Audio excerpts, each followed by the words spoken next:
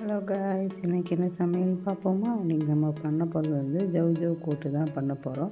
வாங்க எப்படி செய்யலான்னு பார்க்கலாம். ஃபஸ்ட்டு ஒரு பேனில் வந்து நம்ம கடலெண்ணெய் சேர்த்துக்கிறோம். சேர்த்துட்டு நல்லா எண்ணெய் காஞ்சதும் கடுகு, சீரகம், கருவேப்பிலை எல்லாம் சேர்த்துக்கோங்க. சேர்த்துட்டு நல்லா பொரிஞ்சதும் நம்ம கட் பண்ணி வச்சுருக்க ஒரு பெரிய வெங்காயத்தை இதில் கூட ஆட் பண்ணிக்கிறோம். ஆட் பண்ணிவிட்டு நல்லா வதக்கி விடுங்க. நல்லா வெங்காயம் நல்லா கண்ணாடி அளவுக்கு எல்லாம் வதங்கணும். இந்த வதங்கினா தான் அந்த காய்க்கு அந்த டேஸ்ட்டு, அது ஃப்ளேவர் எல்லாம் இறங்கும்.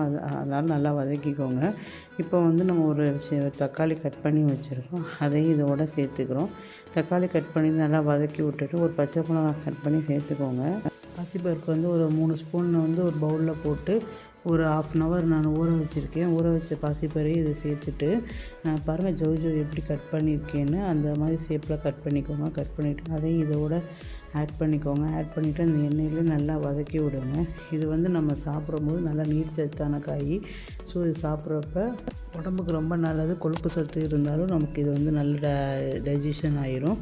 இதோட நம்ம லைட்டாக மஞ்சத்தூள் மட்டும் ஆட் பண்ணிக்கிறேன். இது தேவையான அளவுக்கு உப்பு சேர்த்துக்கிறேன்.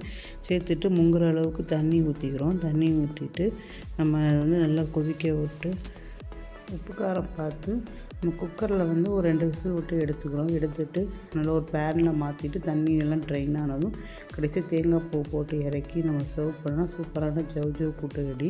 இது நம்ம அப்படியே சாப்பாட்டில் போட்டு சாப்பிட்லாம்.